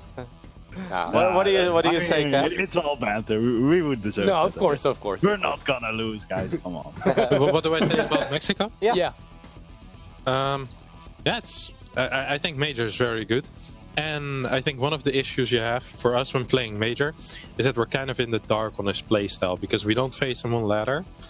So preparing is very hard. I think that's one of the things that makes Mexico so difficult for us. Not necessarily the level of the players, but the difficulty of preparing for them. Because I think we've actually, Vincent already mentioned it in the last interview as well. I think we actually have gotten better at preparing for opponents and kind of understanding how the team aspect works. Like you gotta know that for StarCraft players, it's kind of different to play in a team. Like it really is a different dynamic than a 1 versus 1. The way the mental game works, the way the mind games work over maps. So I feel like we have a better grasp on that. But against an opponent like Mexico, it might not come in handy as much as against other opponents we know better. It does seem like a great match on paper, though, right? Like, I honestly feel that's a beautiful, pretty even match on paper, and it's hard to predict what's going to happen in that one. Yeah, and I know that at least Major is still very salty that we beat them in the World Cup. Yes, with that excellent given penalty, right? Excellent given penalty. Our boy Arjen Robin in never our hearts, dived. So. Robin has never dived in his career, so once. Okay, so if you win against Mexico, you will play either against Finland or South Korea. Maybe Mark, can you tell your expectation from this second semi-final? I think Finland's gonna get owned, honestly, because I really think Cero is like a top 3 Zerg in a row when it comes to playing Protoss and Zerg, but the ZVT is not that great. Like, I would actually say he's still better than every foreigner. Like, even against me or Special, he would be slightly favored still. But I don't know if he can beat Innovation probably twice. And like, even MMA is a threat because I watched some of his games earlier and he plays so weird as well. Like, it's probably going to be pretty hard for Cero. And just the thing Kevin mentioned before, like Cyril just doesn't really have any backup, you know? Yeah. So like for him, it's almost like a 2v4. So it's really hard for him to play. So I know I expect Finland to lose like 2-4 or 1-4 or something like that. So what about you, Dutch team? If you meet Korea in the grand finals, do you have any chance to win? Yeah. I think we would actually make for a better match than Finland. Nice. Maybe Optimus, you want to add something? No, I was gonna say there is always a chance. Yeah, sure. I expected easy as hell. But, easy as hell. As my Russian friends would know. all right. Okay, so thank you so much for the interview. Congratulations. And I'm really happy to see that there's really nice atmosphere between the teammates. Obviously, you're talking a lot. You're sharing your strategy, your gameplays, and you're really friends. And really lots of smiles. Yes. It's amazing. And so do you have any maybe ceremony that you prepared for Paris? A ceremony? Not yes, yet. something to show on stage. You know, they will be like, the French crowd, they can be really loud and passionate, so you have to show something. Yeah. So We're working on it, don't worry. Like, we have some plans. Seems easy. I mean, you come out with a French flag and then you turn it upside down and everyone's like, yeah, let's go. That would actually work so well. 200 IQ. Now we're gonna steal that one. That'd be pretty awesome. So any last words, Optimus, as the captain, to your fans? Well, I'm not sure if I have fans, but no. Thanks so much for cheering for us, everyone. I'm really happy we pulled through, and thank you all so much. Something in Dutch, maybe for some. I've got one last question. Are we traveling together, guys? Because I'm coming from the Netherlands as well. Sure. Yeah. All right. Road trip. Road trip with the boys. All right. Okay, thank you so much for the interview. Congratulations again. I will see you in Paris in 10 days. See you in Paris. How do you say bye? Goodbye in Dutch. Tot ziens. Tot ziens? Later, nerd. Yeah, you can say that as well, later nerd. But normally, if you want to be nice, you be like tot ziens. So. Tot ziens. Tot snel, because they're coming back. You keep saying 10 days, but it's more than 10 days, right? Yeah. The match is in 2 weeks, so it's going to be on Sunday, 22nd of April. Yeah. But they will be here a bit earlier. You know, there's immediate day. They will be on the 18th already? No. Maybe not on the. Yeah. No, I'm not traveling with them. I'm not going to sit here for 5 days. I love those guys, but no, a bit an evening, what about a day, 5 days? Hell no.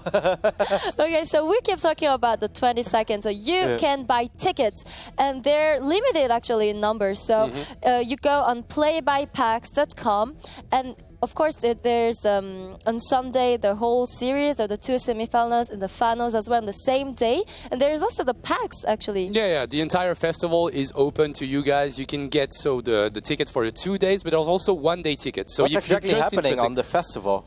Well, it's basically like a lot of conferences. You can try out games. You can play like. It's like an American PAX. Exactly. It's the same company. This is the first time that they come to Europe. All right, I've got one advice for you guys. Come on Sunday. I'm kidding. We lost everything. It's over. No, those conventions are great. Okay, so thank you so much, and I can't believe it. It's already the end of the online stage. We had 3 weeks of amazing StarCraft games. We had we had upsets, 1 hour game, crazy PvZ, and everything. Best game ever. It was legendary, right? Yes, no, it was. Game 6 yesterday, Cyril Showtime, legendary. Game 7 to follow up that Game 6. And it's also one of those things, like maybe if you sit alone in your room, you watch it 3 weeks from now on, I think Game 6 will still give you that excitement because it's truly the epic. Game 7, you'll be like, that was good hold, but then you move on. Yeah. But if you're live, you're in the moment, and you know that elimination is on the line. Yesterday was sick, man. Like I dreamed about Neon Violet. I saw Lynx, and I started dreaming about Stefano as well. I don't know why, but yesterday was just crazy, man. It was so cool. Yes, indeed. And the semi-finals, I hope they will be much better than that, even more, if it's possible to be better, of course. It's possible. We got luck. Yeah, it was amazing. So thanks a lot to our partners as well. So Blizzard Entertainment, Match Arena, of course, and the Membaye HP. I hope you really enjoy this tournament, but it's not finished yet. So I hope to see you in Paris during the offline stage. Beautiful. Guys, thank you. Thank you so much for watching. It was an amazing week, 3 weeks. Don't forget to check the tiny box, guys. the tiny box. You can still check the tiny box. And less than 4% to the crowdfunding. And that Let's means go. $10,000 more on the prize pool. And I hope also Jess would join us, like to say hello. So we had. And thank our casters, of course. We had Zombie Rob, Ro8, Franka, and amazing everyone. production team. And we also had the French casters Yes, and production. casters all around the world. But I also heard that if you do support your nation, let's say you are Dutch and you get that Dutch portrait on matcherino.com, you actually increase the power level of Hearthstone, Utermo, and Optimus. So, guys, check the tiny box. Check Head the over to tiny box matcherino.com. You support the tournament, and your ladder sessions will go better, and the Dutch team will dominate. All right. Thank you so much, and see you in 2 weeks in Paris. Check the tiny box. To I look see like a you, boss. South Korean portrait buyers.